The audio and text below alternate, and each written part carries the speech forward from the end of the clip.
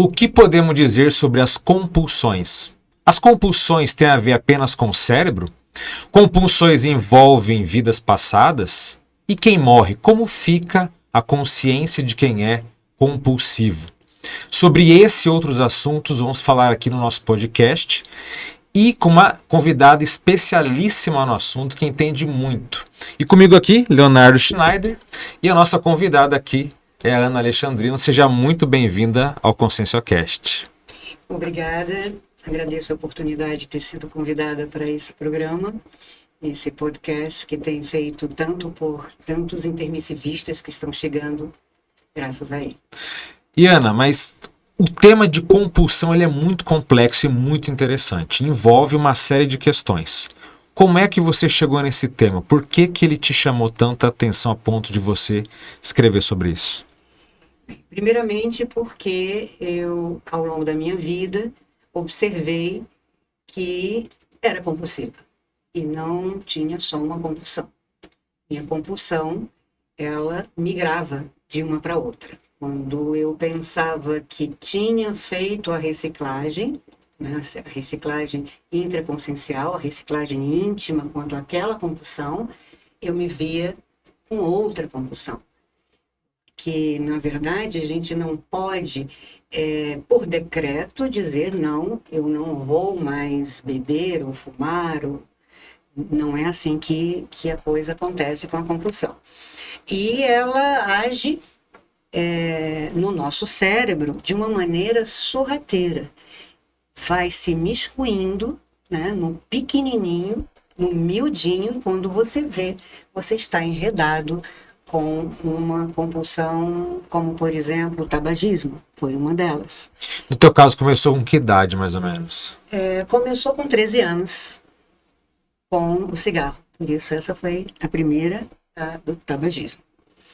E nessa ocasião eu participava de grupos de teatro, eu fui atriz, e nessa época não só o cigarro, ele rolava solto, né? Na verdade, a cannabis também, né? Naquela época dos anos 70, a liberação, não só da droga, mas do sexo e aquela questão que todos da minha época conhecem, só que naquela época ainda a coisa, apesar dos psicodélicos, do LSD, da mescalina, serem de fácil acesso, era bem diferente do que está acontecendo hoje. Então, hoje é assustador e é por isso que sempre que eu puder denunciar o que está acontecendo, ajudar dentro de um escopo maior de informações, né? Quando eu digo um escopo maior, eu falo conscienciologicamente, né, espiritualmente falando, quais são as implicações da compulsão, é uma questão só física, é uma questão só cerebral, ou ela envolveria também as questões paracerebral, que seria o cérebro do espírito, o cérebro do psicossoma.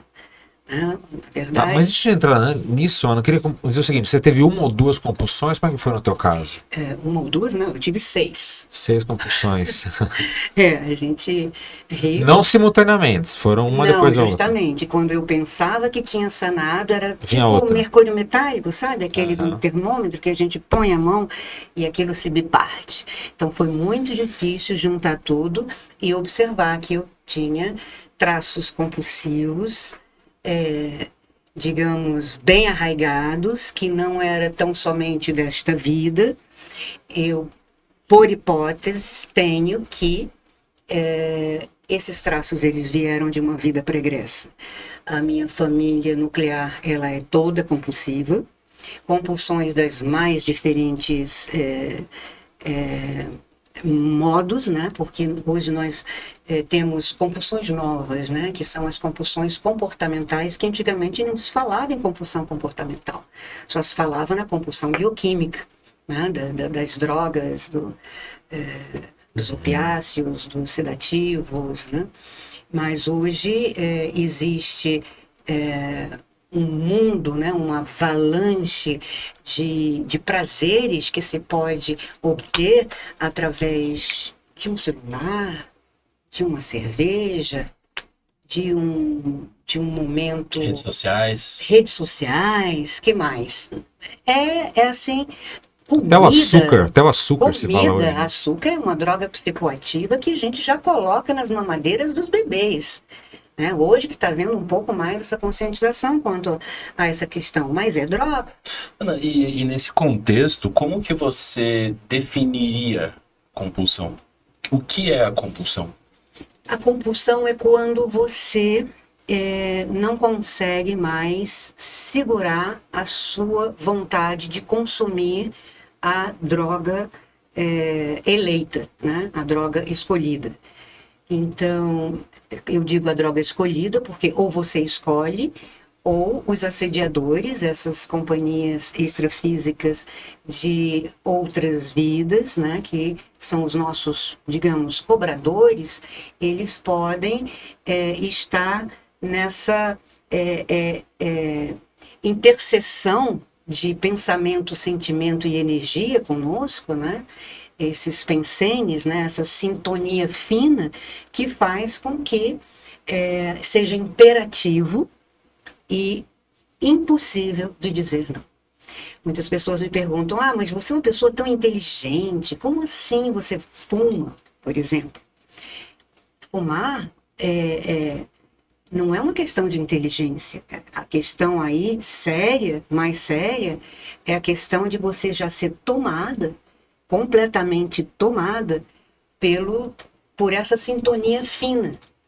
Muitas vezes eu fumava 2 maços por dia, eu parei faz 23 anos exatamente, para fazer TENEPS, né? Terapia energética pessoal, e eu tinha isso como cláusula pétrea, né, da minha programação existencial, e o meu dever de intermissivista gritou muito forte e eu consegui me liberar do cigarro. Já tinha parado várias vezes, mas sempre retornava, mas eu tinha um bom motivo para agir, né? Motivação, né? Eu acho que é importante o motivo só, ele não é tão importante se ele não é colocado em ação. Eu coloquei em ação e disse que não ia mais voltar a fumar. Ana, eu queria tentar dar uma aprofundada nessa questão, né, do cigarro, por exemplo, que assim, é uma compulsão óbvia, assim, que reconhecida nos círculos, nos meios onde você está. Se você é fumante, isso fica escancarado ali, que existe uma compulsão, um vício. Existem muitas coisas que não são tão escancaradas assim, né? São vícios e compulsões que são mais escondidas, assim, e talvez um pouco mais bem aceitas, vamos colocar assim, né? O próprio açúcar que o Alexandre estava falando é mais aceito. Então, por exemplo, você falou que a tua primeira compulsão foi a compulsão ao cigarro, certo? Sim. Foi a primeira. E aí você pensa o seguinte, né? É uma compulsão que provavelmente nos meios onde você estava, seja dentro da família, com amigos, enfim, isso é uma coisa que ficam apontando como uma compulsão a ser superada, né? Então, assim, quando é que você vai largar isso aí? Quando é que você... E aí você se sente pressionada, né, em superar essa compulsão, mas não tanto por uma convicção profunda de que aquilo faz mal para você, alguma coisa nesse sentido. É por uma pressão externa, então você meio que assume ou você aceita que aquilo é errado, né? Errado. E aí você pensa, bom, então eu preciso parar de fumar. Mas você fica numa questão ainda um pouco superficial, porque você não está atacando o que tem por trás dessa compulsão, você está atacando o ato em si, que é o ato de fumar. Né? Então você fica numa camada superficial de análise íntima, de autoconhecimento, porque você fica ali, eu preciso parar de fumar, por quê? Porque é errado. Né? Então, como é que foi essa percepção para você? Porque assim, você dizendo que teve 6 compulsões e o cigarro foi a primeira, como é que foi assim, você sair dessa e entrar em outras 5? Porque você, pelo que eu entendo de uma situação dessa, quer dizer, você estava nessa análise talvez mais superficial, faltava um aprofundamento maior, de repente, para entender mais profundamente o que tinha por trás dessa compulsão? Bom, com 13 anos a gente não se questiona isso. Exato. Né? Mas Como eu disse, na minha família, as pessoas eram compulsivas. E o cigarro era uma dessas compulsões. Bebida e outras questões mais. Mas, enfim, se os meus pais fumavam, que autoridade eles teriam para me dizer: olha, isso é prejudicial para a saúde? Antes tivesse alguém que me dissesse, é danoso. Mas era nessa época, principalmente, fumar era legal. Elegante. Era elegante. As propagandas de cigarro, Marlboro, um cara fortão, um touro, umas coisas assim. Isso hoje está bem mais controlado e o trabalho que foi feito aqui no Brasil especificamente a esse respeito foi muito interessante. Colocaram Bem sucedido, né? O muito bem trabalho sucedido de conscientização. de né? conscientização, o trabalho também que faz os alcoólatras anônimos, referência mundial para drogadictos de todas as sortes, inclusive de uma das minhas compulsões, que foi a uniomania, a mania de comprar. Shopaholic, como é conhecida hoje. E essa é uma compulsão que ela é muito sutil, eu usei o nome anteriormente, mas é sorrateira, ela se miscui na sua vida sem que você perceba, devagarzinho e sem sentir dor. Né? A dor ela vem depois. E como é que isso acontece? A gente compra por prazer, dá um prazer, então há uma descarga de dopamina, é assim que funciona no cérebro, e é num cérebro que poucos ouvem falar, é o cérebro reptiliano, é o nosso cérebro ancestral, que tem a mesma função que tinha há milênios atrás, desde os primórdios. Então, para sobrevivência, nós precisávamos ter essa homeostase entre a dor... Esse equilíbrio, né?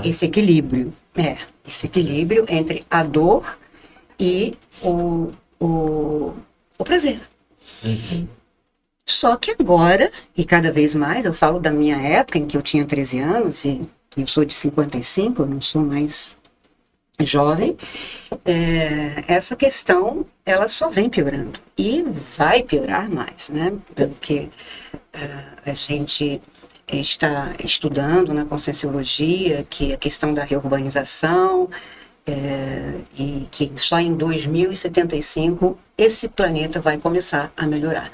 No momento, o que temos para hoje é essa questão que eu estou apontando aqui, e outras mais, mas ela é muito, muito séria, porque há um camuflamento por parte de autoridades, como a droga lícita, que é o cigarro, o álcool, e agora a droga lícita da vez apresentando aqui um trabalho primoroso da Anna Lembke. Ela é uma psiquiatra que tem combatido muito a questão dos opioides, que está assim, pandêmica nos Estados Unidos. É algo estarrecedor. Opioide Opioides. O que significa? Os opioides são sedativos que se dão, que sim. deveria ser dado para dor, mas essa medicalização, que é o que eles chamam bonitinho de medicalização, mas por trás disso tem todo um império da dor, que aliás é o título de um filme que está no Netflix. É muito interessante para quem quiser aprofundar mais esse desastre que está vindo em ondas, e ela denuncia e diz que é uma pandemia. E aqui, logo no começo, né, o que há por trás da conduta dos médicos, da dependência dos pacientes e da atuação da indústria farmacêutica. Então, ela denuncia claramente, inclusive o título dessa obra em inglês, ela tem dupla conotação, e ela foi transformada, essa tradução ela não está bem feita, essa Nação Tarja Preta foi em alusão à obra dela anterior, que é Nação Dopamina, que é a questão do excesso de prazer que está deixando infelizes o mundo inteiro, e o que podemos fazer para mudar isso. Então, é uma questão desse controle, do controle desse descontrole.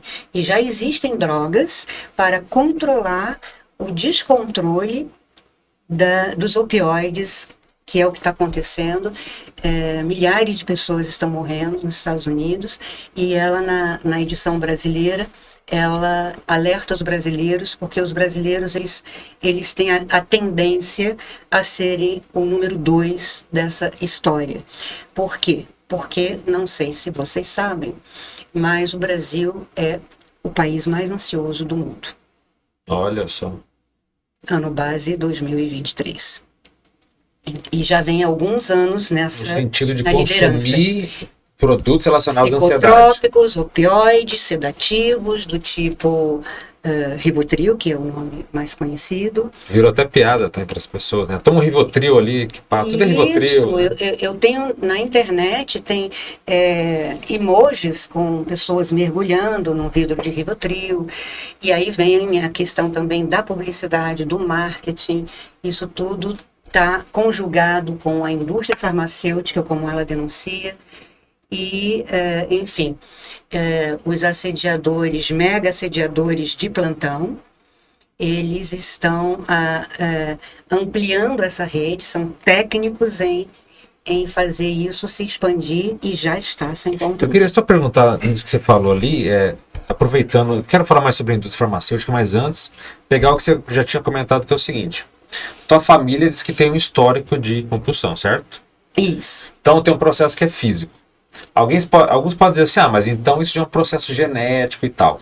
No entanto, você falou também que tem uma questão extrafísica, quer dizer, tem assediadores ou obsessores, seres, né, enfermos pós-morte, enfim, que ficam ali também rodeando e acessando a pessoa.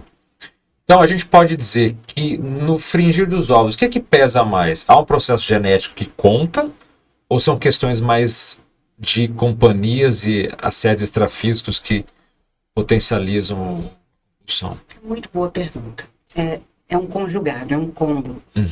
É indissociável, na verdade. Mas pelos estudos que eu tenho feito a respeito, eu posso até afirmar que a questão ela é mais paragenética do que propriamente genética. Né, além da genética, que é o que nós... Não, tá além do físico. Autoherança. Além do físico. Além do físico. É a nossa autoherança. Nós herdamos mais de nós mesmos, de uma vida pregressa, do que propriamente dito dos nossos pais. Isso é comprovado até por experiências que foram feitas de retirarem crianças que estavam em lares de compulsivos e colocarem para adoção em lares de não compulsivos, e a criança se tornou um adulto compulsivo. Olha só. Então, não é à toa que eu nasci dentro de uma família, renasci dentro de uma família compulsiva. Esse traço é meu, sim, mas se a minha família é toda compulsiva, acontece de você não ter traço compulsivo, de ter traço compulsivo e renascer numa família, né, ressomar dentro de uma família não compulsiva.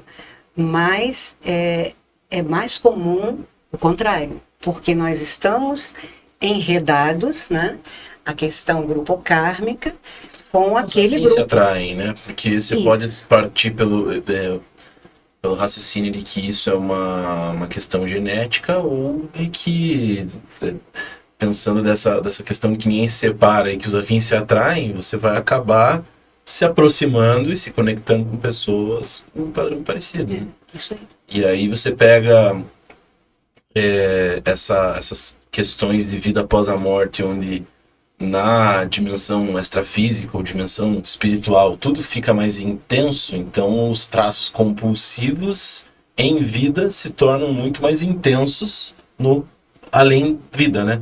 Então, se a pessoa já apresenta, até que o Alexandre comentou no começo do episódio ali, a pessoa já apresenta um traço compulsivo, a tendência é que depois da morte biológica ali, a consciência ali vai apresentar característica compulsiva muito mais intensa do que em vida, né?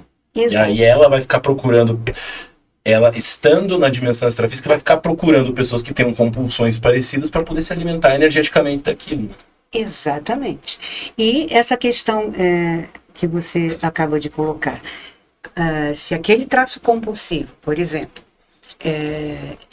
se eu, por hipótese, pertenci à realeza e aí, aos processos monárquicos, né?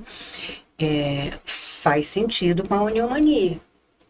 Porque eu, enquanto oniomaníaca, né, shopaholic, né, eu não quero saber se eu tenho dinheiro ou se eu não tenho dinheiro para comprar. Eu não queria saber. Faça-se. Acontece que eu tinha que comprar. Se eu tinha dinheiro ou não, Maria Antonieta, sabe, que ajudou a fundar as finanças da França para comprar roupas, né, e futilidades, né, ela é conhecida até pela frivolidade dela. Então, ela renasce em algum lugar. A droga dela vai ser o álcool? Não necessariamente. É dentro daquele comportamento excessivo e auto-obsidiador, auto-assediador, que os excessos provocam. Quando você pediu para falar, o que é compulsão? É quando você não tem travas. Você perdeu pelos excessos, você perdeu qualquer... você está tomado pelos assediadores e se deixou levar. Isso tem uma explicação neuronal, a questão da dopamina, que a gente, como o prazer e a dor está nesses pratos da balança no mesmo lugar do cérebro. Então, quando eu como uma torta de chocolate, eu me deleito com aquilo. Então, vem uma pitadinha de dopamina.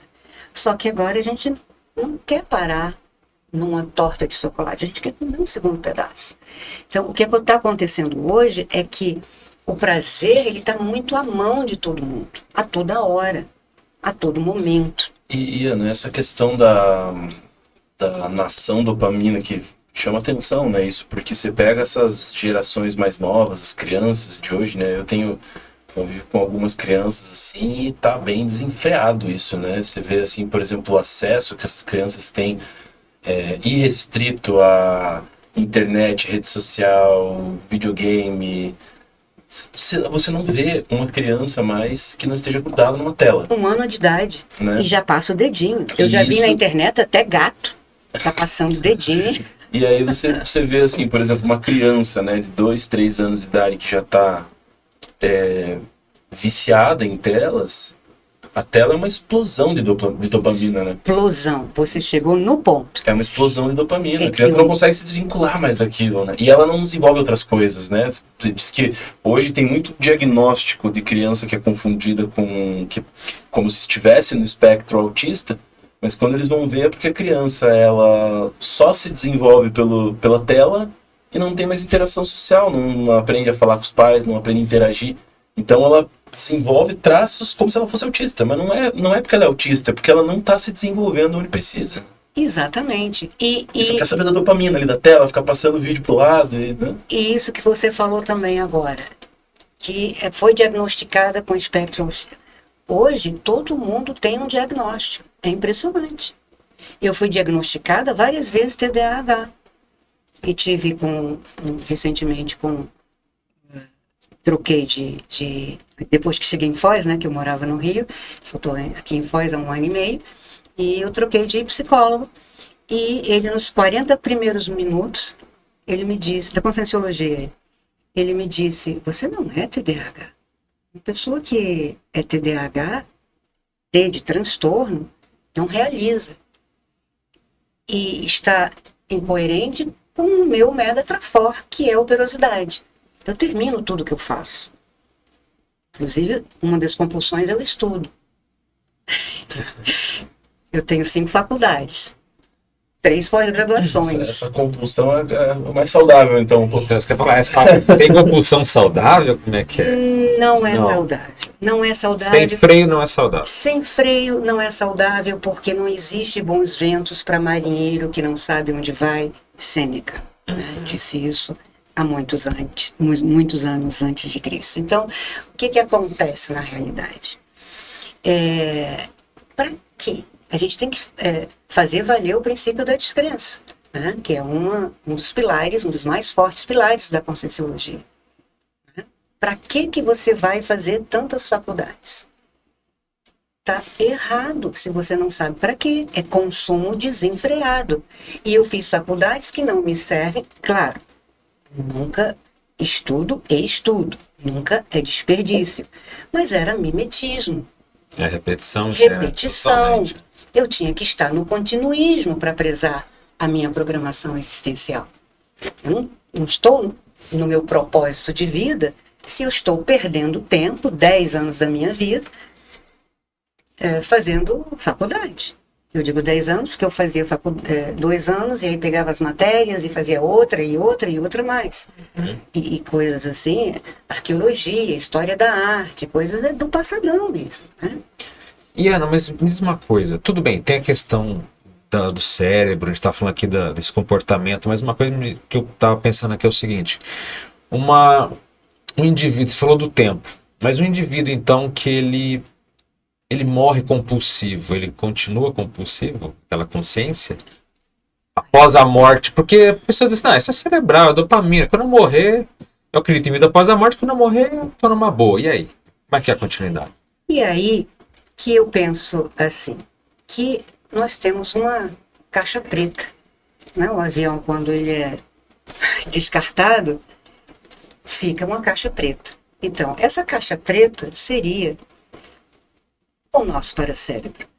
Então, nós temos várias caixas pretas de várias vidas, e onde está a nossa racionalidade, a nossa holomemória, a memória de várias vidas, tudo lá, que por isso que eu costumo dizer para as pessoas, o cérebro é o órgão mais nobre, ele é nobilíssimo. Nós temos o dever de cuidar bem do cérebro.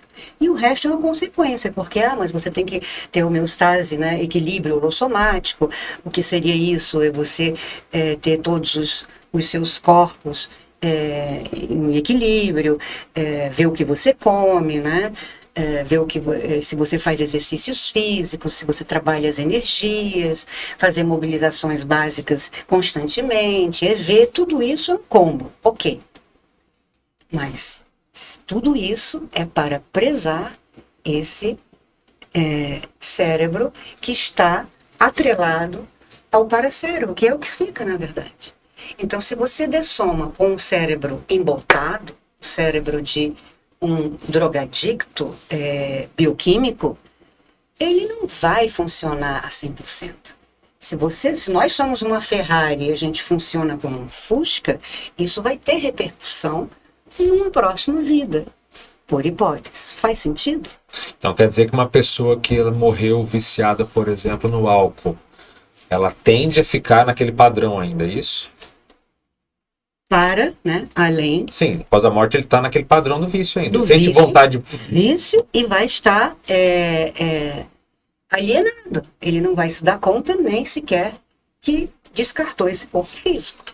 Se a pessoa ela tem um vício, né, da forma que eu vejo, você perguntou se faz sentido, eu acho que faz muito sentido, sim. E da forma que eu vejo, assim, na pessoa que tem um vício. Vício em cigarro, por exemplo. Pegar esse mais básico aí pra ficar mais simples aí, a analogia pro pessoal, né? Mas o que é a pessoa que é viciada no cigarro? Aquela pessoa que acorda e ela já vai atrás do cigarro. Ela vai, se ela não tem cigarro em casa, ela vai sair de casa e ela vai passar em algum lugar para comprar um cigarro, porque aquilo, o desejo pelo cigarro consome ela. Não é? O adicto em cigarro não é isso? É isso, você fumar qualquer coisa. Você fumar 2 maços de cigarro por dia é uma coisa assim que o dia inteiro você Você não consegue ficar meia hora fazendo uma coisa sem pensar num cigarro e já pensar no próximo, e no próximo, e no próximo. E às vezes nem pensar, porque a maioria dos cigarros que eu fumava, eu não me dava conta de fumar. Eu acendia um no outro quando estava trabalhando. Mas você veja que interessante, né? Então tem essa situação da pessoa que está procurando e buscando, e aquele negócio, preciso fumar o próximo cigarro. Ela vai morrer, ela vai descartar esse corpo, e esse traço de compulsão dela de ir atrás do cigarro vai se multiplicar por 10. Porque como a gente se manifesta com o corpo emocional, com o corpo muito mais suscetível às emoções, essa compulsão que a pessoa tem por cigarro aqui, Ela é ela vai ficar exponencial. vezes 10. Ela é exponencial. Então essa pessoa ela vai ficar totalmente refém depois da morte disso, e ela vai ficar assim, compulsivamente indo atrás de pessoas que têm o vício pelo cigarro para sentir aquela energia e se preencher com aquilo, né? Tem no filme Ghost Exato. um personagem que é bem conhecido, né? E aí que eu digo, a gente muitas vezes não fuma, a gente é fumado.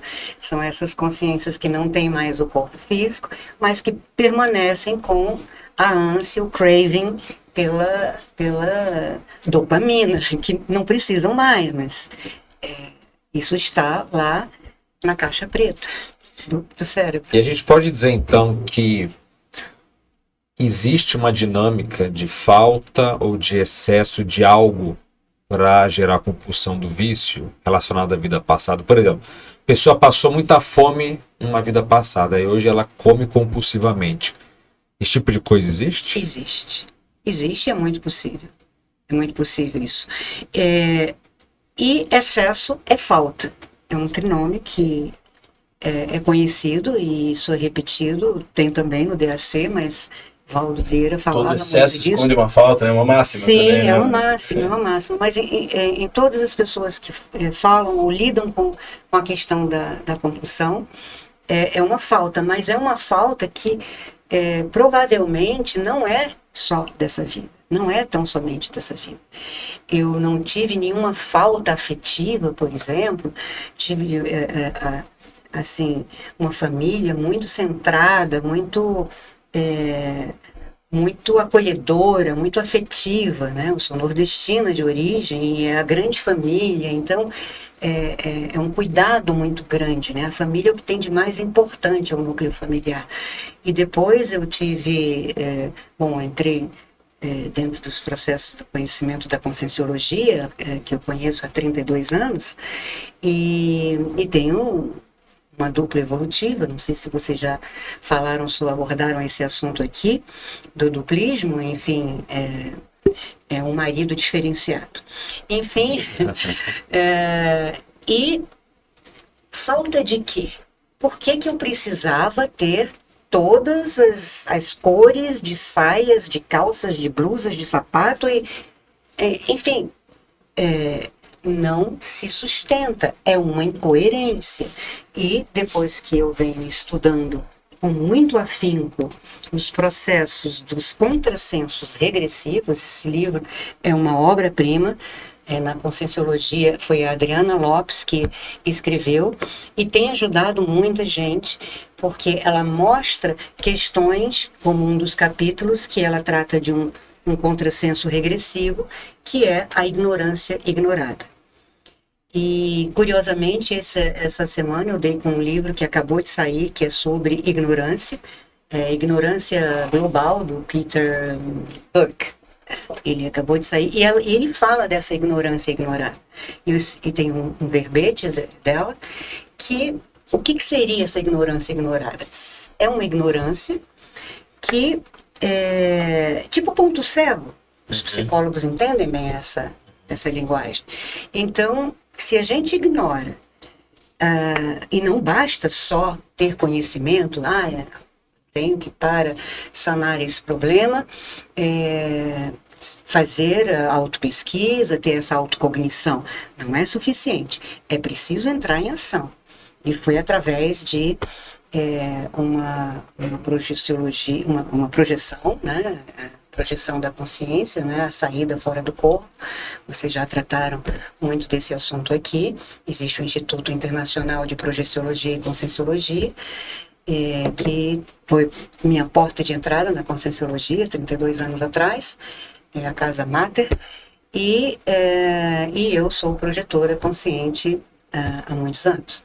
Então, o que me colocou no prumo, né, que me fez voltar para o meu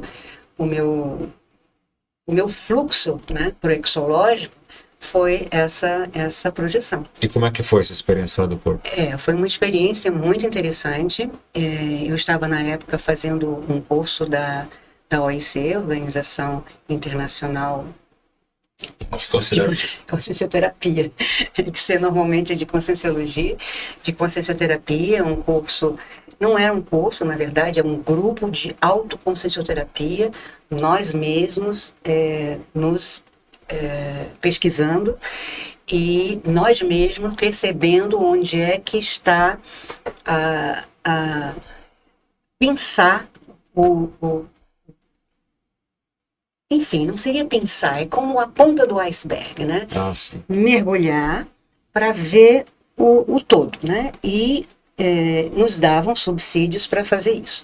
Uma ocasião, eu dentro desse holopensene, dessa egrégora, desse conjunto de energia, exatamente, eu me vi num local, na minha sala mesmo, na minha casa, e foi uma das projeções mais lúcidas que eu jamais tive. Era de um percentual, assim, eu diria, 70%.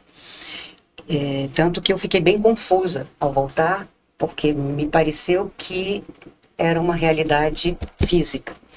Entraram 2 pessoas na minha casa, foi durante a pandemia, bateram a porta e eu abri, e não eram pessoas que me fossem estranhas. Eu achei super normal eles terem entrado lá em casa e disseram, então, Ana, você tem meia hora para fazer, cada um trazia uma mala, tem meia hora para encher essas malas do que você quiser, mas tem que ser muito rápido.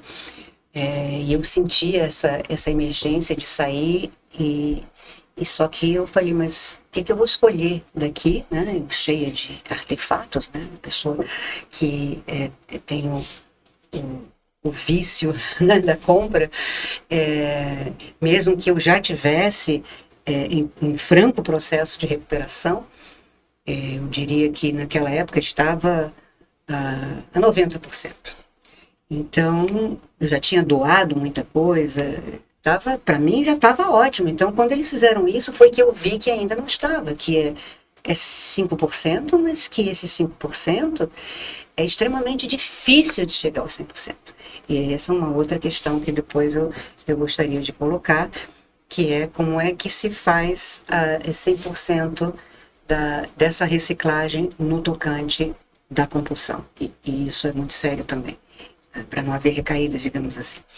Mas, e nessa pressão, eu comecei a colocar várias blusas e calças, e ele falou, não, é um artefato só, de cada coisa que você quiser, mas é um só, não pode ser 2 tablets, não pode ser...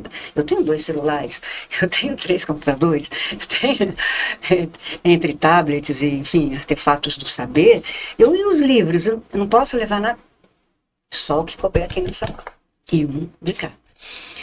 E ao final eu não consegui fazer mala nenhuma, e eu estava tranquila, porque me lembrei até do meu pai, que ele dizia quando eu era pequena, e ele investiu pesado na nossa educação, né? E ele dizia, porque o que está no cérebro, ninguém toma de vocês. E dinheiro muda de mãos. Então, ele porque o meu pai é um self-made man, né? Ele descartou o corpo físico dele, ele dessomou. E ele era uma pessoa que não teve a oportunidade de aprender a ler. Ele não teve essa oportunidade. Então ele disse que ia dar, e como deu, para os 5 filhos, o melhor. Inclusive, todos nós fomos estudar fora do país. Ele se tornou muito rico e investia. Porque ele disse, olha, eu posso ficar sem dinheiro, o que de fato aconteceu no plano Collor, ficou na lona, mas enfim, o que está no cérebro, voltando à projeção, e eu me lembrei dele também na projeção, e que precisa, enfim, eu saio e faço tudo de novo, não preciso de ter apego nem aos livros, eles têm que serem lidos, eles têm que estar aqui, mais ou menos isso. E depois disso, eu fiz o resto da virada. Eu contratei uma personal organizer, esvaziei os guarda-roupas e fiquei, não digo minimalista ainda, mas estou no caminho. Sim. Parecia um processo simbólico a projeção. Eu falei, deve ser para... Mas você acha que não era, então, você... A capacidade de escolher, era para você entender que nada daquilo tinha tanto apego, era isso, né? Isso, que isso aqui não importa. Não importa. E até o próprio soma, ele importa para a sustentação do cérebro, que é o que mais importa. Então, malhar para quê? Para oxigenar o cérebro, para uma maior cognição, para maior lucidez nos processos. Todos cognitivos. E para a gente também parar de se contar historinha, e eu tenho aqui um livro que me foi muito útil, ele não se faz mais no sebo, ele está quase R$1.000 esse livro, Teoria da Dissonância Cognitiva, do Leo Festinger, mas tem um PDF para quem se interessar, que são essas historinhas que a gente se conta para mascarar uma historinha racional. Por exemplo, eu dizia que eu não era compulsiva. Eu gostava de comprar, era consumista, mas que não era nada muito sério. Até que eu comecei a ver que eu entrava pela área de serviço com as compras, e aí eu pensei, se eu tenho que esconder, não é cosmoético, não é minimamente ético, né? Cosmoética é uma ética muito maior, mas minimamente, se eu tenho que esconder, estou comprando com meu dinheiro, mas estou escondendo por quê? Aquilo ali já ligou os para-alertas. Esse é um ponto interessante. Como é que a gente pode saber, ter uma noção, uma lucidez de quando termina o que é aparentemente aceitável para quando é uma compulsão? Porque no caso do próprio Léo falou do celular, ou de alguma outra coisa que a pessoa fala, eu não vou ver sobre compulsão porque eu não tenho isso, mas a pessoa não entendeu que certos pontos dela já tá nesse processo. No seu caso... Ela entendeu. Nesse o caso, compulsivo sabe... sempre entende? Sempre entende. Ele mente para todo mundo. E não é, mas ele sabe o que é. Ele sabe. Ah, não... É um auto-engano consciente. Então. O auto-engano consciente. É essa ignorância que não é ignorada, porque, inclusive, nesse livro do Peter Buck, ele fala disso. Ele fala é uma espécie de... não é ignorância, porque ela é consentida.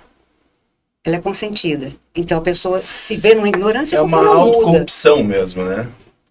Você usou o nome que... A pessoa se corrompe, né? Perfeito. E isso não é uma questão da conscienciologia, né? Quando se fala assim, você está se autocorrompendo, isso já está sendo estudado, né? Como também está sendo estudado, fora da conscienciologia, esse livro que eu achei ontem, evidências científicas comprovam a continuidade da consciência além do cérebro. Aqui estão falando de paracérebro. Então, se existe... do Ervin Laszlo, enfim. Então, essas questões, elas são explicadas muito claramente. Eu trouxe esse livro da dissonância cognitiva, mas trouxe também, e principalmente isso aqui, são esses contrassensos. Então, quando a gente se pega no pulo da incoerência, para tudo, é pisca-alerta. Se você insiste, você vai para o buraco, você vai terminar no desvio, que é uma aberração. Ana, Essa história do desvio. eu queria construir um raciocínio aqui com você, ver o que você tem para nos contar sobre isso. Que é essa questão dessa frase que eu acho bem interessante, que todo excesso esconde uma falta, né? Então, o traço compulsivo, seja ele qual for, assim, por qual a droga eleita, como você comentou, né? Se for por celular, por rede social, por drogas psicoativas, Por animais, por qualquer coisa. por qualquer coisa. Eu já vi... É tudo que perde o controle no excesso, né? Isso. O que exatamente, como você vê que isso chega realmente nesse ponto, assim, de se tornar algo excessivo? Porque você pode, por exemplo, falar assim, não, isso aqui é um assédio extrafísico. Mas a gente sabe que, assim, se existe o assédio extrafísico, a pessoa deu essa brecha, né? Sim. Todo assédio começa com um autoassédio. A pessoa, ela dá essas brechas pelas conexões que ela tem com esses assediadores extrafísicos, esses obsessores. Então, como que você vê, assim, o nascimento de uma compulsão? Como que você identifica, assim, ou que você classifica uma pessoa que... Por que ela desenvolve essa compulsão? Como eu falei logo de início, ela pode ter sido de uma vida pregressa, como pode ter sido dessa vida. Porque hoje a facilidade para encontrar as drogas de escolha, né? Não que nós escolhamos, mas enfim, eu não tenho nenhuma afinidade com bebida. Mas tenho com outros tipos de droga. Trabalhava Esse é outro tipo de droga pesada, né? O workaholic. pesada, mas que é muito bem vista pela sociedade. Sim. Então, eu tinha louros, eu era a queridinha do chefe. Tem um ganho secundário claro aí, né? Algemas de ouro, né? Que foi inclusive o que me impediu de chegar aqui a Foz. Só agora, depois da pandemia, que eu me dei conta que eu podia trabalhar online e que não precisava de chefe. Mas, enfim, quando é que vem isso, né? Quando é que a gente acorda para essa realidade? Porque quando a gente está no excesso e que há o desequilíbrio desses pratos da balança, né? Essa questão é bem didática, né? Mas é uma realidade, é o que acontece. Existe um desnível de balança, né? Todas as vezes que a balança ela pende para o lado digamos, da dor ou do prazer, ela está em desnível. E quando isso acontece, voltando lá à torta de chocolate. Então, eu estou comendo a torta de chocolate, os pratos vão se desequilibrar. Isso é neurociência. Então, para que eu volte ao equilíbrio, eu não posso comer uma segunda. Muito menos uma terceira. E é o que acontece. Aí você entra em alostase, que é o esforço que o corpo faz para estar em equilíbrio. Porque não é só o corpo. O cosmos funciona assim. Ele ansia por equilíbrio. Então ele vai trabalhar muito duro e para poder sobrepujar aquela carga enorme, que antes eram pitadas de dopamina, e que agora são verdadeiras avalanches. Avalanches. E essa coisa pega, até no mínimo, um membro da minha família, caiu o celular dele, quebrou, começou a chorar, um adulto. Chorar. Porque não podia ficar algumas horas até, porque era noite, até o dia seguinte e comprar um celular. Porque o que tem, que até tem nome, são novas compulsões, nomofobia, que você, dentro do celular, tem a internet, tem o TikTok, tem o sexo, tem várias compulsões.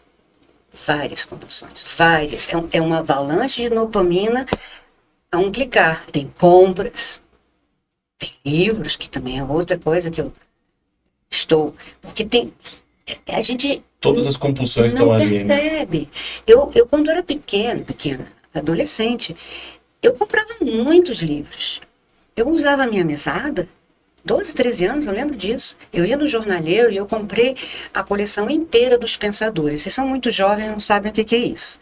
Mas era um livrinho de capa azul, dura, e tinha todos os filósofos do mundo. Mega. Gente, com 12 anos, 13 anos. Bom, é claro que aí a gente já pensa numa vida pregressa, onde eu tenho... É legal, né? Mas é aquela história.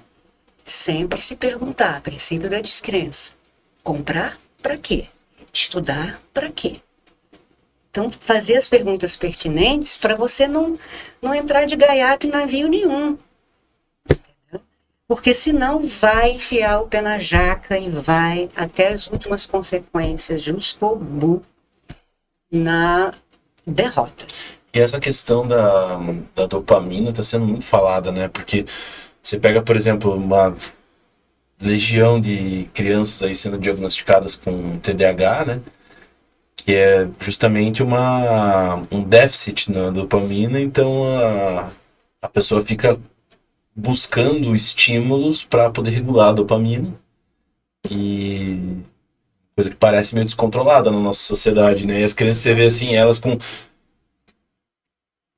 um monte de coisa em volta delas, assim, tipo, jogando videogame, ao mesmo tempo assistindo um vídeo no YouTube, ao mesmo tempo fazendo 4, 5 coisas ao mesmo tempo para gerar estímulo para aquilo, né, dar aquela explosão de dopamina, e a criança não consegue sair disso. Nada consegue... se a criança não tá super estimulada, assim, parece que ela não consegue sentir prazer em nada. Ela precisa desse super estímulo, dessa explosão de dopamina para se sentir viva, né?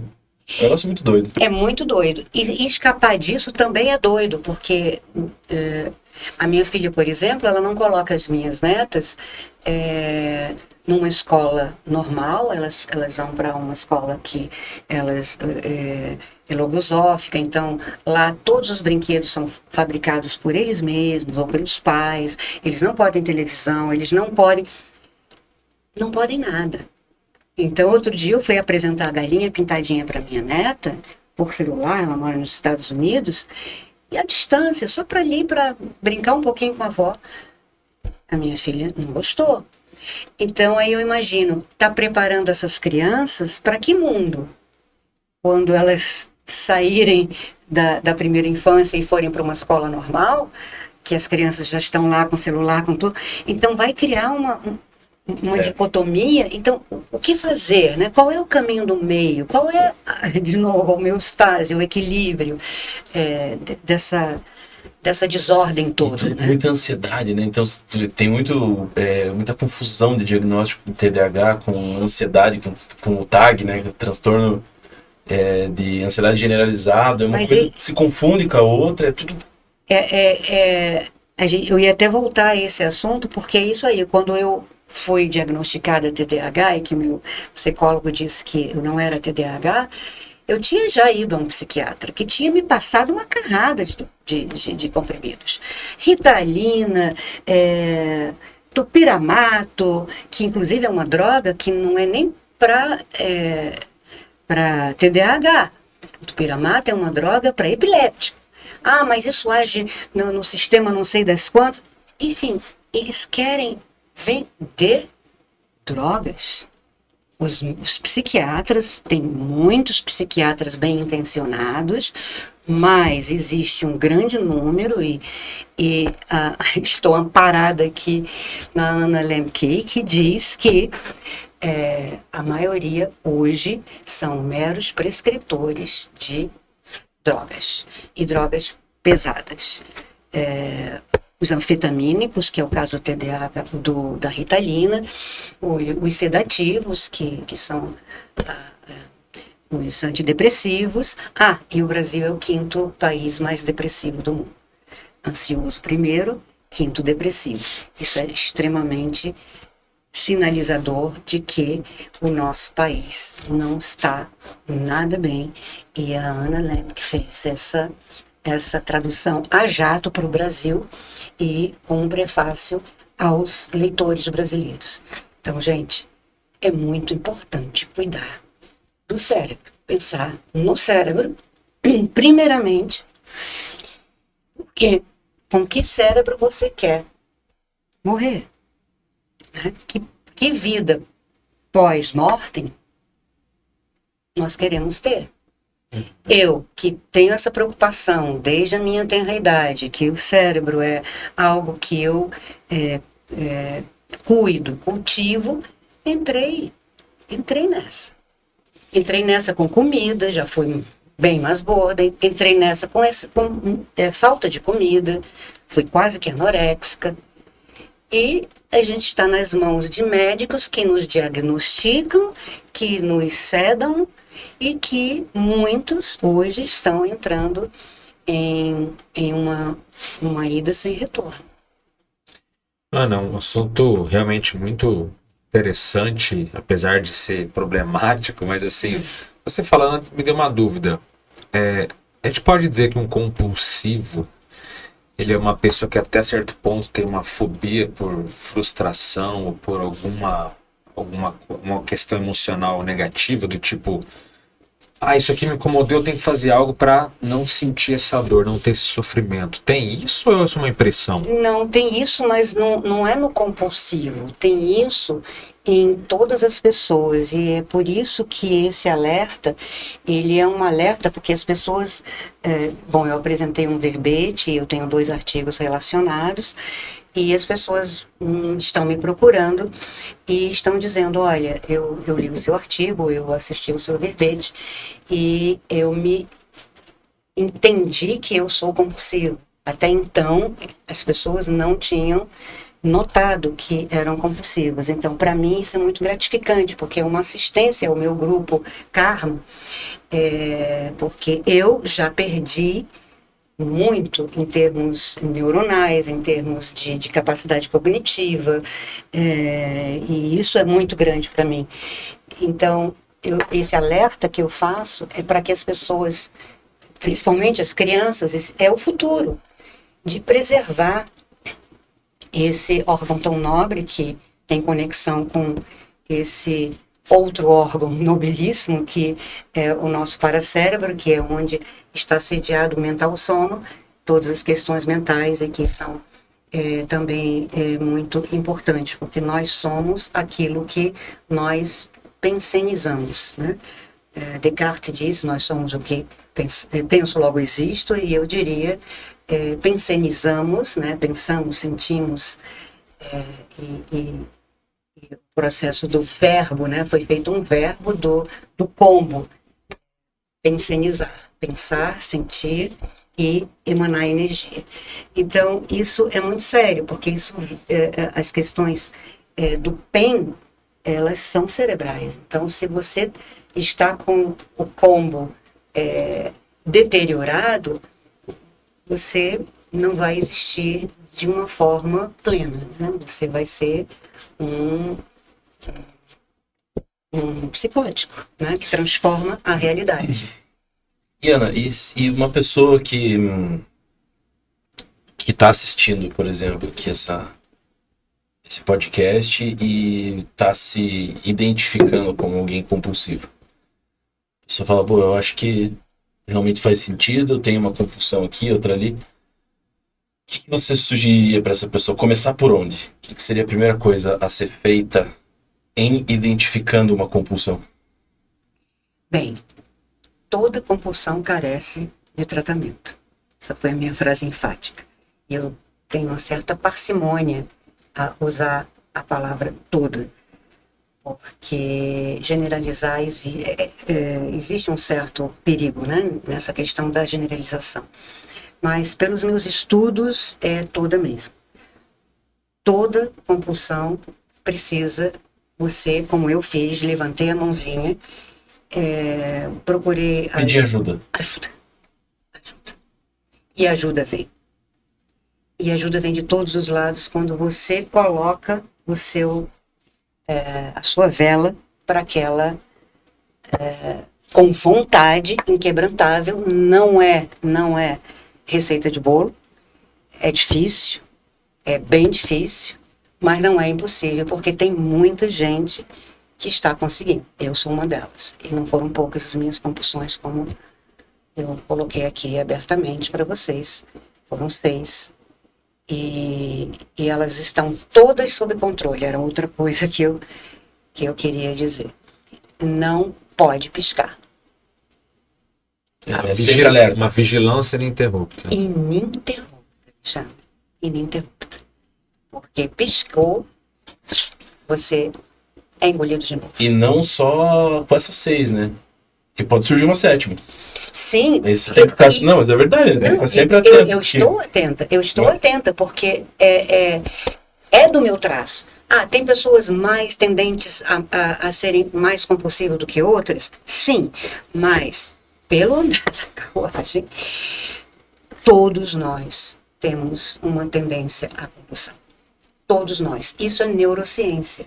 Principalmente quando passa por um trauma, alguma coisa mais intensa emocionalmente, assim, né, que a pessoa vai querer... Compensar. Vai querer compensar. Compensar. São os A pratos da compulsão, balança. ela é uma tentativa de compensação, né? O tempo todo. Então, se e é com qualquer coisa. você se sente vitimizado numa situação, por exemplo, se sente sacaneado numa situação, emocionalmente você vai buscar alguma forma de compensar isso, né? Agora, vai da maturidade e do nível de autoconhecimento de cada um, de entender que está existindo esse processo emocional e muito relacionado a procurar ajuda também, né? Eu assino embaixo disso que você falou, eu sou um fã de terapias, eu acho que isso toda pessoa deveria fazer terapia, porque mesmo quem não admite uma compulsão, um trauma, algo mal resolvido, a pessoa não admite, mas não é porque ela não tem, é porque ela ainda não identificou, é a ignorância ignorada, né? É isso aí. Porque a gente... Mas tem. A gente Procura que tem. Procura que tem, exatamente. A gente é profissional em contar essas historinhas, né, para nós mesmos, de que tá tudo bem, tá tudo certo, de que a gente não precisa de ajuda, de que a gente não precisa ninguém nos dizer o que tá...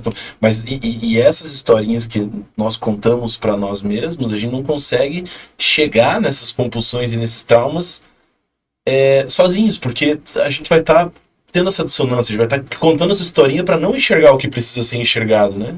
Por isso que a terapia entra com um processo tão importante, porque é alguém que vai olhar esse processo e te ajudar a enxergar o que você não está enxergando.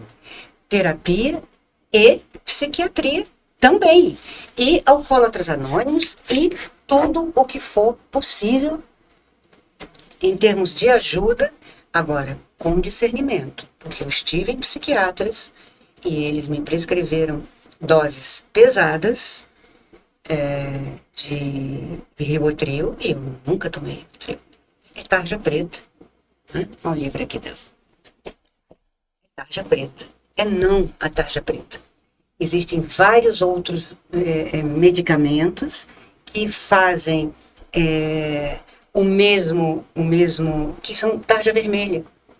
Não precisa ser tarja preta. Mas é suficiente para determinadas compulsões? Não. Mas mindfulness é ver, trabalho com energia. Quem está em Foz ou quem está perto de uma Cognópolis, vai lá e faz um laboratório. E no teu caso, como é que foi a experiência com a consciencioterapia? Você chegou a fazer, pelo que citou? Sim, né? Fiz consciencioterapia, fiz o grupo de autoconsciencioterapia, que é esse já finalizante, quando você já está com a mente desembotada, com um certo nível de equilíbrio, onde você já pode promover a sua própria consciencioterapia, a sua própria terapia. Uhum. Porque, na verdade, não existe cura. O que existe é autocura. Sim. Mas a consciencioterapia, ela tem um viés de que ela considera... médicos e psicólogos, né? Que São fazem... médicos e psicólogos. Que admitem as múltiplas dimensões, as múltiplas vidas e trabalham com esse paradigma para quem está ali, né? Exatamente. E é, assim, libertador. Para mim foi libertador. E essa questão da projeção que eu narrei e que foi trabalhada é um curso muito, muito sério, né? Um grupo que se reunia uma vez por mês, antes da pandemia, e durante o domingo inteiro era um curso de campo. Nós colocávamos colchonetes, nós tentávamos, enfim, sair do corpo, e tudo sob os auspícios dos nossos amparadores intrafísicos, que são os consciencioterapeutas. É um curso muito bom. Assim como hoje na Conscienciologia nós temos 25 instituições, cada um com a especialidade. Isso é de uma ajuda, é de uma oportunidade que nós estamos tendo em ter toda esse banho de loja, né, eu diria, que é uma oportunidade, principalmente para quem mora aqui em Foz do Iguaçu, onde tem o Centro de Altos Estudos da Conscienciologia e onde temos esse legado todo que o professor Valdo Vieira nos deixou. Ana, queria aproveitar um pouco mais da tua presença aqui, porque assim, a tua história é impactante, né? Assim, você traz coisas muito interessantes aqui para nós a partir das tuas vivências, né? E tudo isso que você comentou, das diferentes compulsões que você identificou, enfrentou e superou, né? Isso é legal. Porque tem pessoas que ficam reféns dessas compulsões pro resto da vida e não conseguem sair disso, né? Então, pela tua experiência como alguém que superou compulsões e tem uma história interessante para trazer e um exemplo, né, para pessoas que estão num processo parecido, eu queria ver assim, o que você deixa pro pessoal aí como uma dica, assim, porque como que foi para você identificar diferentes compulsões?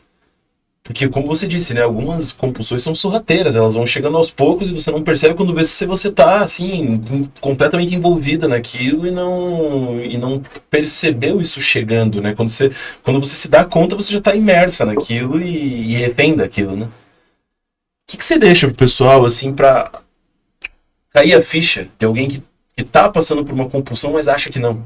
Sabe aquela pessoa que fala assim, não, eu tenho sob controle. Isso aí não é nada demais. O que você deixa de dica para essa pessoa que acha que tá sob controle e não tá? Não tá sob controle, mas ela acha que tá. Esse é o problema de todo compulsivo. Eles acham que não estão. Então, a primeira coisa é trazer isso para a cognição. Por isso eu alertei tanto sobre os contrassensos, os paradoxos. É você se pegar no pulo da incoerência. E contra fatos não há argumentos. Se você quer continuar na dissonância cognitiva, se contando você historinha, quer corrupção, continuar, né, na auto-vulgo, né? Autocorrupção, você está perdido. Ou seja, você vai continuar perdido, porque não tem escapatória, não tem jeito. Não tem jeito se você não quiser. Eu costumo citar muito o Henry Ford. Ele diz, se você pensa que pode, ou se você pensa que não pode, você está certo. Então, se você acha que você não é compulsivo, você está certo. A gente não pode assistir a quem não quer ser assistido, na verdade. E não adianta também a gente tentar convencer um compulsivo de que ele é compulsivo, né? Aí está não adianta a sua resposta. E então, o próprio compulsivo tem que chegar nessa conclusão por conta própria, porque quando alguém aponta a compulsão, ele vai se defender. Ele vai achar um argumento lógico para justificar essa compulsão. E dizendo que está controlado. Que está controlado. E eu tenho esse caso dentro da minha família. Eu fui a única que consegui sair.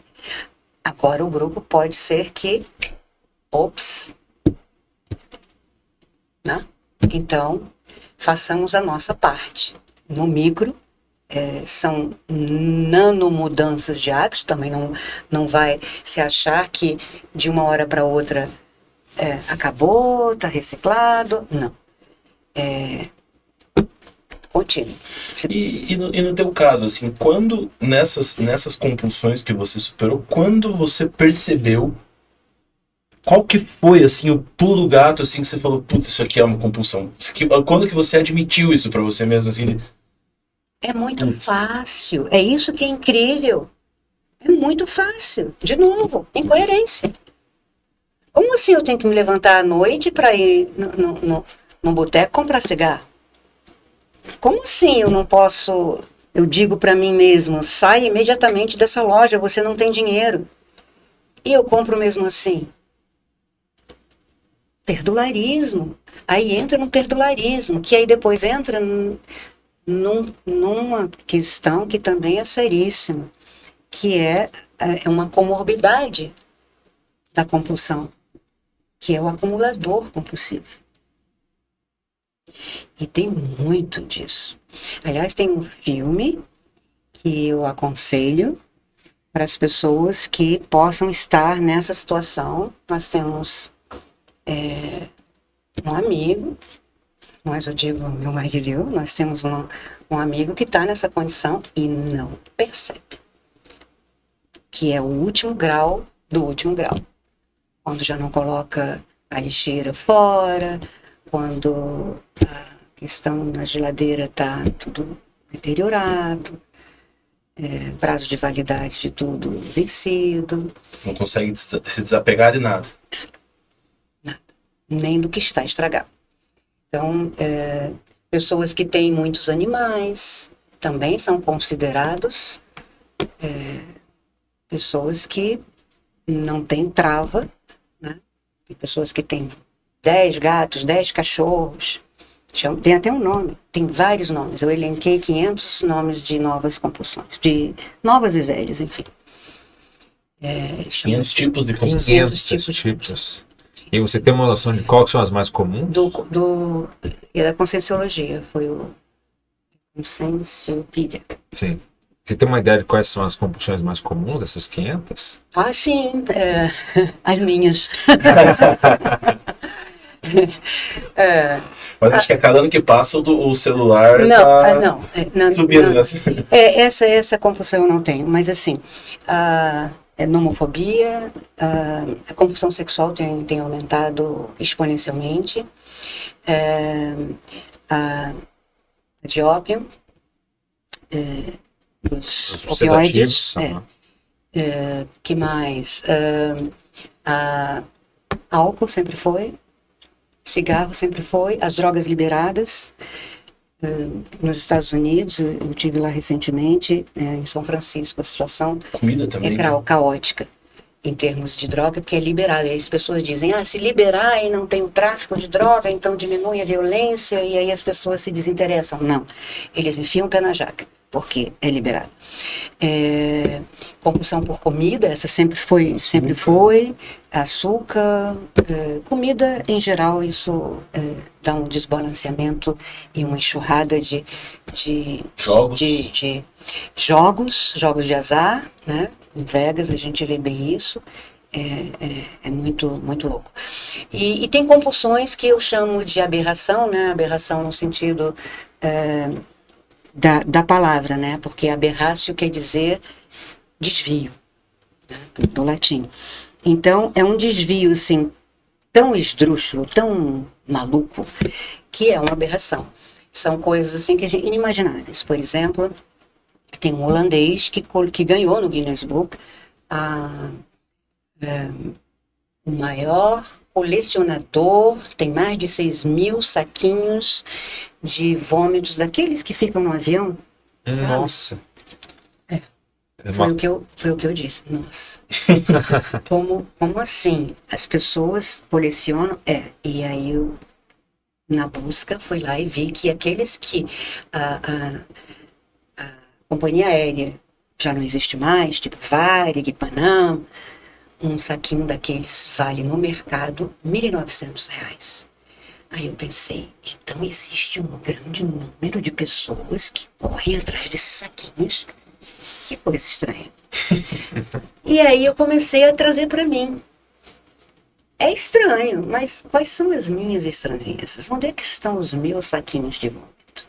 O fato de eu comprar uma roupa, e quando eu vim para Foz, né, mudei do Rio para Foz, eu coloquei, pensei muito naquelas 2 malas, veio algumas a mais, mas aí eu me dei conta que tinha roupa lá, e uma etiqueta ainda, que eu não usava há 10 anos, comprei há muitos anos atrás.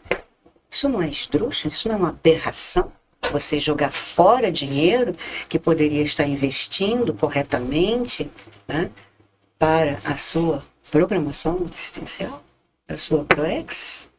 Então, é um poço sem fundo, sabe? Um tonel da Danais, que na mitologia grega é um tonel que você não consegue encher. E é isso, o compulsivo, ele está sempre enchendo um tonel da Danais, enxugando o gelo, e qualquer analogia nesse... Por trabalho também é cada vez mais comum, né? Eu tive. Agora é interessante essa questão de colecionismo. A gente vê que ser um colecionador é um lado positivo, mas a gente pode dizer que o compulsivo é aquele que sofre ou que tem ideia fixa do colecionador. Porque existe o colecionador saudável, certo? Qual seria o colecionador saudável? Alguém que tem uma biblioteca pessoal, ou alguém que faz... Enfim. Não entra dentro da categoria colecionismo. Você tem uma biblioteca de livros que você usa.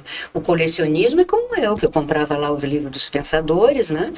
E não lia, nem entendia, porque era livro sobre Sócrates, sobre, enfim, os pensadores. E eu tinha 12, 13 anos, nunca nem tinha... Era porque eu achava bonito aquela coisa, daquele livro e daquelas pessoas. Então, não é colecionismo se você os utiliza, se você os manipula. Agora, se for daquele tipo do livro a metro, que vai chegar a ficar cheio de poeira, aí já é um sinal de colecionismo. E o colecionismo, esse que fica tudo deteriorado, se vocês quiserem ver o filme Grey Gardens, é algo impressionante. É uma história verdadeira, tem um documentário e o filme. É da família da Jacqueline Onassis, né, a prima dela e a sobrinha dela. Tia e sobrinha, exato, da Jacqueline Onassis. E elas, quando descobriram, elas estavam enterradas numa mansão e saíram caminhões de lixo lá de dentro. Elas ficaram acuadas no sótão da casa delas, porque o resto era só lixo. Então, são coisas assim que vão num crescendo, que ninguém imagina a repercussão, digamos, extrafísica desses lugares deteriorados, é baratrosfera. E nos Estados Unidos também tem galpões que se perde de vista, de pessoas que pagam uma mensalidade para ter um galpão onde eles vão guardar coisas que não cabem na casa deles. Isso é muito comum nos Estados Unidos. Muito comum. São os stores que eles chamam. Os Estados Unidos tem umas coisas bem fora da curva nesse sentido, né? Bizarras, né? Agora, uma questão que eu tava pensando aqui, Ana, assim, de tudo isso que você falou, assim, é interessante, né, a gente pegar assuntos assim e tentar destrinchar assim ao máximo, né? Isso é mega, isso. Isso é muito legal. E daí eu fiquei pensando assim, né, uma pessoa que é compulsiva e que talvez ela possa tirar proveito do que a gente tá falando aqui, porque ela vai precisar se convencer, né? Então a gente... você passa a tua experiência, teu exemplo, e é a responsabilidade de cada um de aproveitar isso, né? Mas o que eu fico pensando assim em relação à compulsão, né? É aquela pessoa que ela tá fixada em algo, que ela busca o excesso em algo, então seja tudo que a gente falou, comida, álcool. Então ela tá procurando aquele excesso para curar um desconforto enorme que ela tá, né? Então ela tem um desconforto, o desconforto tá ali. Existe o desconforto, ela não tá bem resolvida, ela tá ansiosa, ela tá nervosa, tá irritada, enfim, qualquer um desses sintomas que seja muito desconfortável. E ela busca no excesso alguma dessas drogas eleitas para aliviar esse desconforto dela. É por aí, né? Então, se eu tô muito ansiosa, eu vou comer um chocolate. Se eu vou fazer uma compra, eu vou jogar, eu vou procurar no excesso algo para aliviar o meu pensamento tóxico, para aliviar o meu desconforto, aliviar a minha ansiedade, meu estresse, meu... Então, talvez por aí seja um caminho interessante para o compulsivo, de ver o quanto ele sente desconforto no dia a dia dele e o quanto ele precisa buscar coisas para aliviar esse desconforto exagerado que ele sente, né? E aí entra num looping, porque é um conforto desconfortável. Não resolve nada, né? E ele sente muita dor, muito mais dor do que prazer. Prazer inicial que ele tinha no início, quando ele, digamos, quando se come... Quando descobriu essa... né?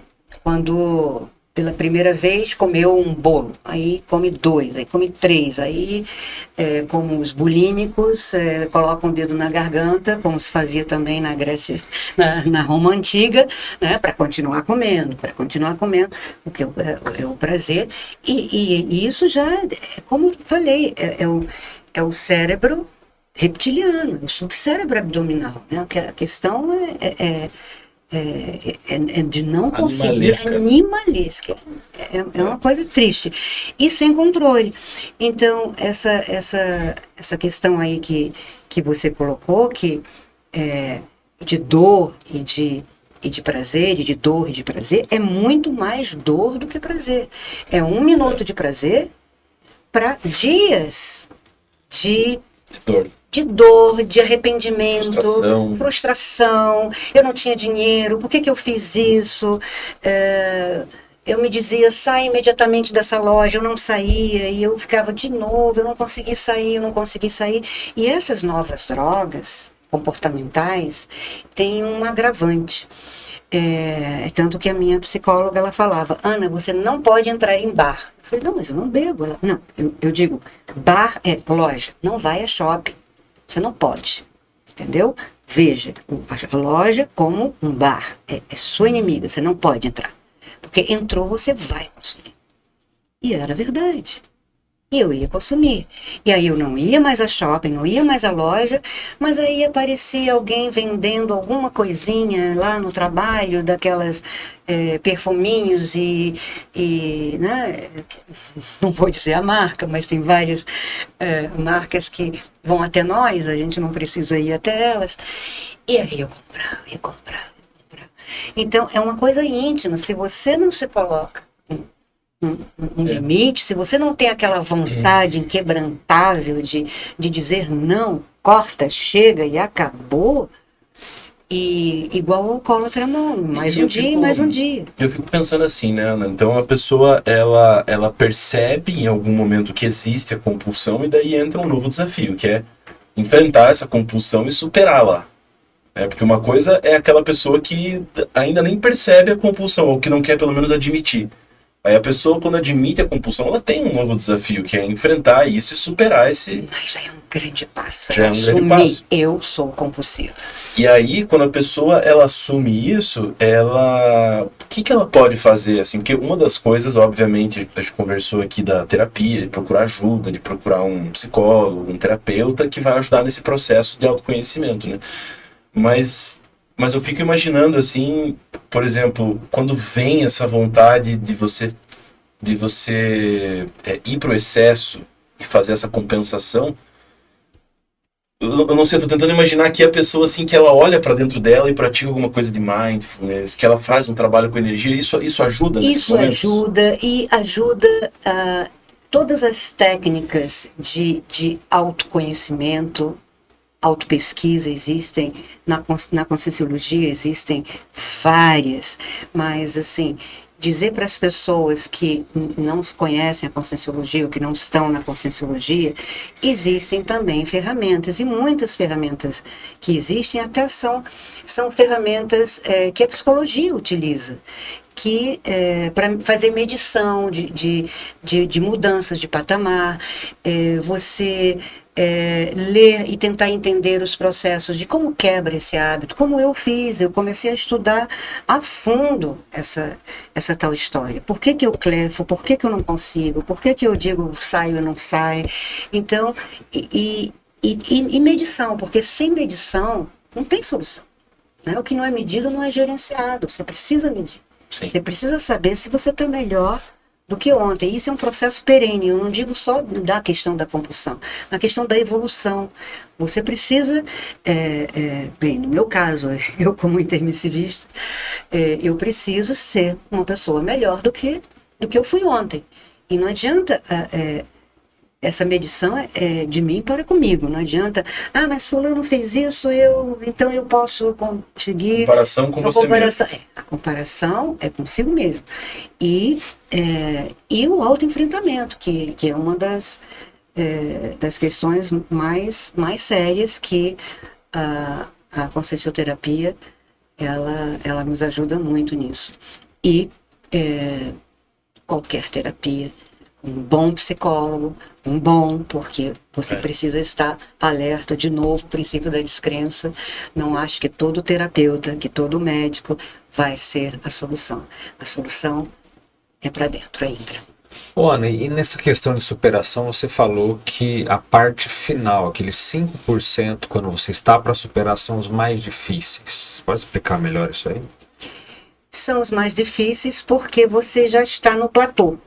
Você já se sente por cima da carne seca. Que é o que está acontecendo, inclusive, com os médicos que também estão se viciando, estão entrando nos opioides nos Estados Unidos, e eles não podem consumir a droga que eles prescrevem porque eles entraram, mas eles dizem, não, mas eu consigo, imagina, eu sou médica, eu sei de tudo. Então, é mais ou menos dentro dessa situação. Poxa, eu consegui 95%, então o resto é molezinha. Mas não é. É tipo uma alergia, eu também sou alérgica, né? Então, eu faço essa analogia porque, para mim, eu entendo bem. A pessoa que tem alergia, ela está sob controle, mas ela não está curada. E isso faz muito sentido, porque vamos supor que eu tenha essas compulsões, ou porque fui uma pessoa, por hipótese, do meio artístico, e que era noctívaga, e que fumava, e que bebia, e que era perdulária, e que não me importava, ou era rica, enfim, alguma questão ligada ao passado. Mas eu não sei quem foi, será? Isso não importa. Importa é o fato. O fato é que eu sou compulsiva, e eu não quero mais ser. Eu não quero levar isso para uma outra vida. Então, se eu tenho a certeza, a convicção de que eu tenho isso e isso vai estragar, vai evitar um completismo, né? Uma completude existencial a maior, em alto nível, para que eu tenha uma morte melhor, para que eu tenha uma velhice melhor, né? Que velhinha que eu quero ser? Eu quero ter o cérebro preservado, eu quero... Aliás, tem aqui o livro da Selma Prata, né? O cérebro envelhece, o paracérebro enriquece. E ela escreveu esse livro, ela tinha uns 80 anos. Então, a longevidade cerebral, do discernimento, da lucidez, é isso que eu quero para mim. Então, eu foco nisso para que esses 5% não fique nessa falta de... Essa ser vergonhice, né? Porque agora já é ser vergonhice, eu com todo esse meu conhecimento, entrar nessa. Mas me pego ainda com vontade de comprar. Semana passada, era meu aniversário, né? E fui ao shopping e tal, jantar, comemorar, e entrei na loja. Vem a vontade de comprar, gente. É horrível, mas bem. Mas o que os alcoólatras anônimos e a própria Anna Lembke diz é que para resolver um vício, e isso é o que eu posso dizer para todas as pessoas que se percebam compulsivas, qual é o primeiro passo? O primeiro passo é entender que é difícil. Mas a primeira coisa é entrar em abstinência mesmo.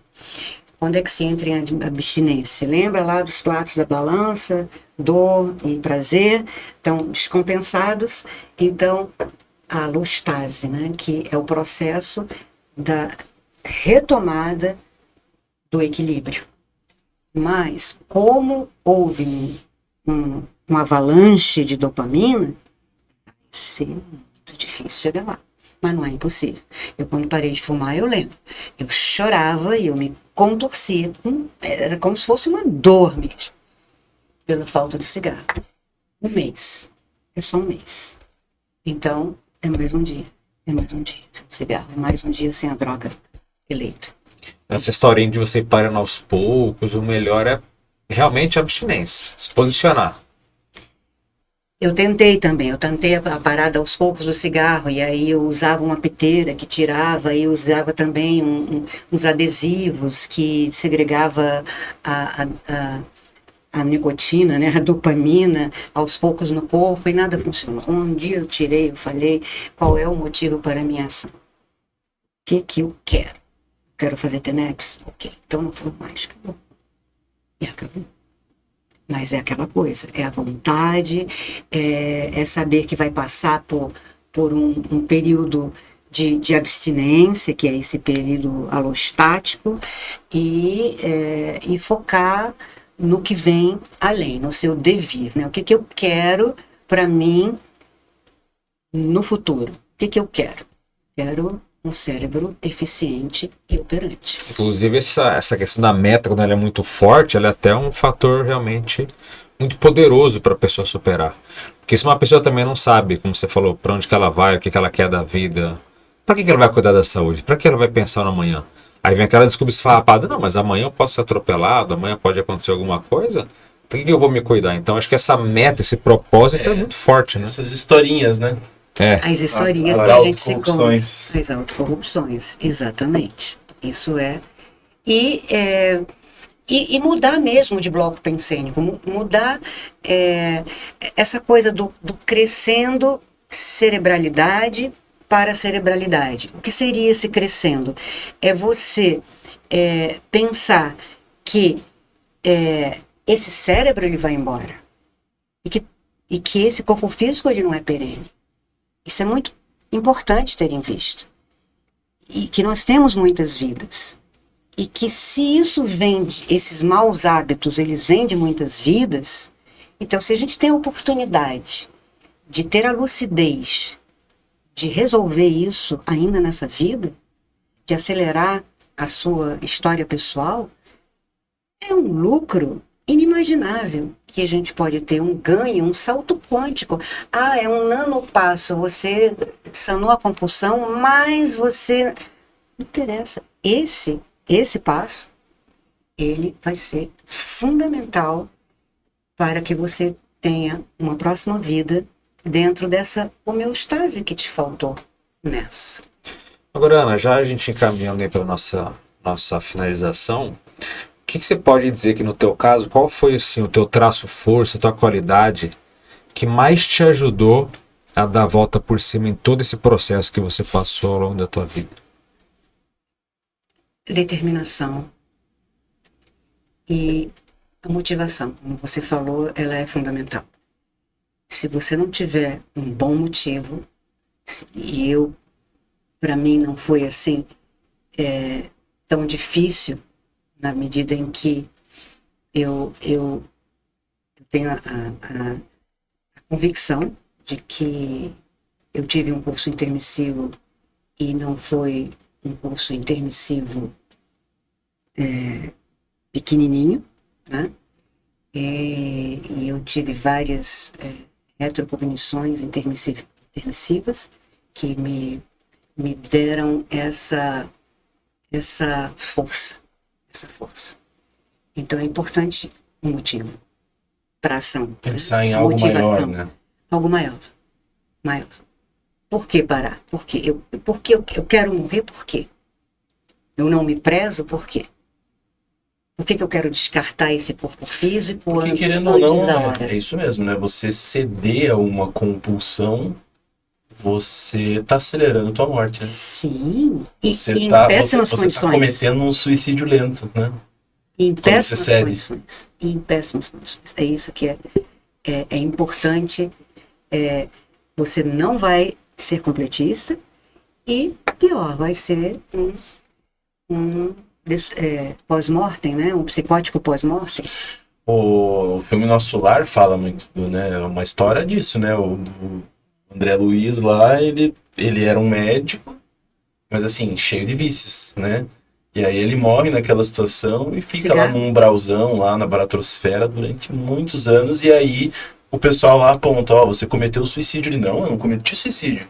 Cometeu sim, olha aqui tua vida, ó, você era viciado em cigarro, você era viciado em bebida, você era compulsivo alimentar, tudo isso aqui é suicídio lento. E ele não entendeu nada, né, no primeiro momento, mas depois foi fazendo sentido pra ele. José Arigó, tem um filme agora. A questão lá do processo da saúde, do sobrepeso. E ele continuava comendo, ele tinha problema de pressão, e continuava lá era workaholic, que chama-se ergasiomania, na verdade. A compulsão por trabalho chama-se ergasiomania. Então ele tinha isso, ele ficava lá atendendo compulsivamente, fazendo assistência. Não, eu estou no caminho certo, eu estou fazendo assistência, então é uma questão muito religiosa. Você vê que isso também é uma questão, é uma historinha, né? Porque assim, eu sou compulsivo, mas é por um bem maior. Então a pessoa sacrifica o próprio corpo, sacrifica a própria saúde mental, sacrifica um monte de coisa, mas ele tem uma boa justificativa. Isso é muito fácil, sabia, Léo? Eu, uma ocasião, porque, como eu falei, eu há 32 anos voluntária da Conscienciologia, uma época eu trabalhava tanto fora e na Conscienciologia que eu esqueci da minha casa. Aí a minha filha adolescente, mãe, que tal você voluntariar de vez em quando na sua casa? Aquilo me deu... Pegou. Então são essas pequenas coisas que é o parapsiquismo impressivo. O parapsiquismo na Conscienciologia não é o parapsiquismo dos parafenômenos, das coisas uau. É o parapsiquismo inteligente, é o parapsiquismo intelectivo. Você precisa pensar em ligar os pontos e ver, uau, como é que eu não vi isso antes? Foi necessário a minha filha chegar e me dar um para-puxão de orelha junto com os amparadores, porque ela só tinha 12, 13 anos. Mas, enfim, são essas pequenas minudências que são grandes, escancarados alertas e para-alertas que nos são feitos e que, se a gente não tiver atenção, não vai ter jeito. Então, é isso também que eu posso dizer para as pessoas que têm alguma compulsão. Atenção. Atenção aos paradoxos, às incoerências. As consequências. E as consequências. Dessas compulsões. E assediador trabalha com incoerência. Uma ótima frase para ser repensada, porque na coerência ele encontra fissura, não é mesmo? Então... esse é um ponto muito importante. E Ana, antes da gente encerrar, o que você tem para dizer que não foi dito? O que você quer colocar aí para as pessoas saberem mais sobre esse tema aí, que cada vez tem importância maior na sociedade atual? Bem, eu acho que foi coberto assim, o máximo que se pôde, né? Vocês fizeram perguntas bem pertinentes, onde eu pude colocar e falar um pouco de todos esses livros que eu trouxe aqui. Só não falei do Carpe Diem, então vamos terminar com ele. O Carpe Diem é um livro que foi feito pelo Roman Krznaric. Ele é especialista em empatia e ele coloca no livro dele, ele teve aqui no Brasil, eu tive a oportunidade de ter o livro autografado por ele. Ele é um daqueles livros brilhantes e raros, né, conforme o The Guardian está dizendo aqui, que faz a gente se perguntar o que nós estamos fazendo de nossas vidas. Então, esse Carpe Diem não é aproveite o seu dia como se não houvesse amanhã, mas é aproveite o seu dia evolutivamente, que foi a proposta de Horácio, né? há 2000 anos atrás. Então é isso que eu tenho para dizer para todos vocês. Carpe diem. E você, Léo, mais uma questão para finalizar? Não, terminou super bem aí. Muito Excelente. obrigado aí pela Beleza. tua presença, né? E meus parabéns pela trajetória, pela superação e pela coragem de poder ter o despojamento de falar isso publicamente, as pessoas entenderem que, por mais difícil seja um caminho como esse, sempre é uma solução, sempre é uma forma de superação, né? Então, a gente que agradece a sua presença aí e quem sabe, né, contando mais uma vez aí futuramente com a sua participação. Poxa, eu que agradeço a oportunidade de estar aqui e de poder ajudar alguém que possa eventualmente ter essas compulsões e outras mais, como eu disse, foram elencadas 500. Procurem a sua. Então é isso, gente. Ficamos por aqui. Agradecemos a presença de todos. Se você é novo, se inscreva no canal. E se puder, curta o vídeo e compartilhe com alguém. Especialmente se durante aqui, tudo que você ouviu, você lembrou de alguma pessoa, manda para ela. Quem sabe esse vídeo não vai poder ser bem assistencial para ela. Então, forte abraço a todos. Até a próxima. Valeu.